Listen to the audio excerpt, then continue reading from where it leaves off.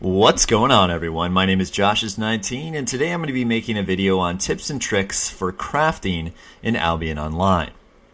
So the first thing I wanted to get started with is making sure that you focus and specialize in what you're crafting. I don't know how many players I see out there that kind of try to craft everything, and it really hinders their progression in terms of being able to craft. So I suggest either picking plate or picking leather or cloth or something like that and specialize in actually just crafting those things. Even when you get into the higher tiers, you may have to craft specific weapons and things like that in order to continue progressing. You may not even be able to focus on all types of weapons, and you may have to have people in your guild or something like that craft specific types of weapons, so that way you guys can progress faster as a guild and definitely in the community. So really the first thing I wanted to talk about is gathering, and then we'll talk a little bit more about crafting after that.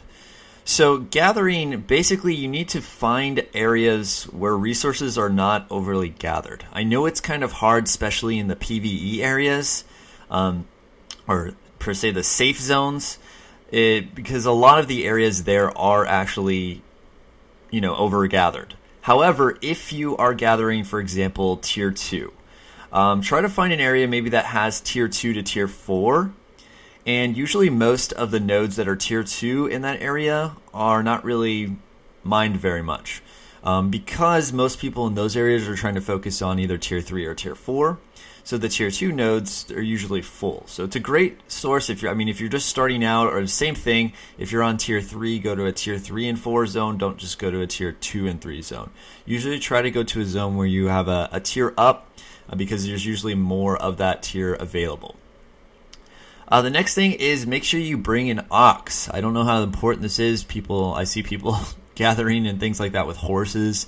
Not a good idea, okay? You're very limited on what you can carry with a horse, so make sure that you're always using an ox. Okay, the ox is going to help you use your time effectively by making sure you have lots of resources before you go back to town. So you really want to, try to max your actual, ox weight if possible.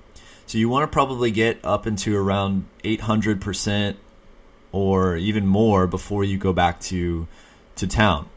Again, that's really using your time effectively. Of course, you do have to be careful doing this, because you need to make sure that you stay away from any ranged monsters or mobs, because they can, of course, attack you, and you may not be able to get to them if you're a melee, because you will not be able to move. If you are a ranged class, you'll probably be okay with that, but again, if you're a melee class, you have to be very careful about maxing your weight and making sure that you're staying away from any ranged monsters. Okay, also alongside of that, it's also really important to make sure that you bring multiple tools with you for the resource that you're gathering. For example, if you're mining ore, please just make sure that you bring multiple mining axes. I mean, it's really, really, really important, or multiple picks. The reason is because, of course, if you're going to be mining and trying to gather up to like an 800% on your ox or something like that, most likely your tools are going to break before you even get to that point. So I usually carry 2 or 3 pickaxes with me or something like that if I'm mining ore, so that way I don't have to worry about my tools breaking and then having to go back to town. Also, it's important to make sure that you're gathering all tiers. So for example, if you're trying to gather tier 3 material, you need to gather tier 3 and tier 2, because you do have to have tier 2 materials in order to make tier 3s. So same thing, even if you're higher tier 4, you have to have tier 3 and tier 2 to make tier 4, because you need the tier 2 to make tier 3 and then the tier 3 to make the tier 4. So you really always have to be gathering all tiers of resources, so it's important anytime you come across a node that you make sure that you mine it. Or again, regardless, it doesn't have to be ore, but regardless of what you're gathering, just make sure you gather all the tiers. Okay, so kind of now getting into crafting. So the first thing about crafting is you want to make sure that you're finding a vendor or a building that has very low tax. Sometimes this can be hard, especially when, either the alpha just starts or when release just starts. It may be hard. People are probably going to jack up the taxes a lot. So, I mean, my suggestion is try to get into guilds where you guys can actually like build buildings for your guilds, and you guys can take advantage of having that low tax. That's really, really good. The first thing when you're crafting is don't try to craft like, let's say if you're doing plate, don't try to craft plate helm and then craft a plate chest piece and then craft some boots, and then you're started over again. You craft a helm and then a chest and then boots. You want to just focus on one piece at a time, so that way you can level up that. For example, if you're crafting tier 3, and so that way you can unlock tier 4, you want to craft just tier 3 plate helms and keep crafting those until you unlock tier 4. Then once you've done that, then move on to the tier 3 chest pieces and keep crafting those until you unlock tier 4 for chest, and so on.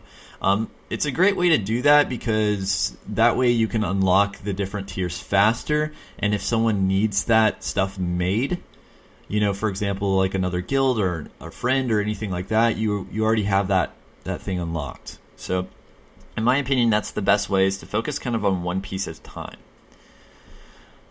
Next thing is don't actually sell your gear. I don't know how many people I see in general chat just like selling things. Yes, it may be a quick way to make some gold, or actually silver, but it can really hinder your crafting progression. The reason is because when you're selling it for silver, you're losing out on all the resources that you've gathered. So pretty much you're just getting silver profit and that's it. If you actually go to the guy that can repair your gear, he actually has an option for salvage, and you can actually salvage your gear that you've crafted, and you actually get half of the resources back that you used to craft it, and you get a little bit of gold. And usually the gold helps balance out to where you don't have any sort of gold loss or silver loss. Sorry, I keep saying gold. So it's really important that you do that, because that way you can continue crafting and leveling up your stuff a lot faster, because you again get half of your resources back every time you salvage. So in my opinion, it's very, very, very good to make sure that you salvage instead of sell your gear. So keep that in mind. Also, make sure that you craft things for other people. Okay, this can be really helpful as well. If you can kind of develop relationships with friends or anything like that, and actually craft things for them, and actually, instead of using your own resources, use their resources. Say, hey, sure, I'll craft this for you if you can go ahead and provide me the resources and silver cost. And what that does is it just gives you some, basically free fame experience. It's great because, that just gives you one step closer to getting to the next tier of gear, and you didn't even have to pay or take any time to do that.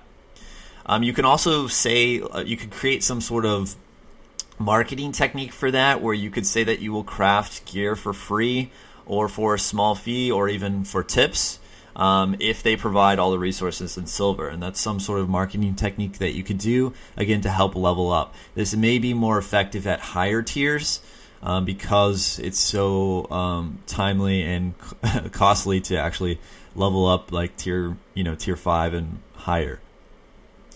Also, it may be important to ally with a guild that regularly needs gear crafted. For example, a lot of PvP guilds, they need gear all the time because, of course, they're always PvPing and losing gear. So they may need consistent sets of T4, T5 gear to go out in PvP. So if you could ally with them and create some sort of contract with them, that guild should provide you either silver or resources regularly to where you can craft that gear for them. And that's really going to help you, again, level up to the next tier and things like that very, very quickly. So again, have them actually pay you something, either a small fee, or have them provide all the materials just for your advantage so that you can level up further for them. But in most cases, the guild will be able to provide you some sort of compensation for making sure that you're providing them all their PvP gear. So those are just some tips and tricks for gathering and crafting. I hope you guys enjoyed it. If you liked the video, please hit the like button. And if you'd like to see more videos in the future, then please subscribe. And don't forget to keep on owning.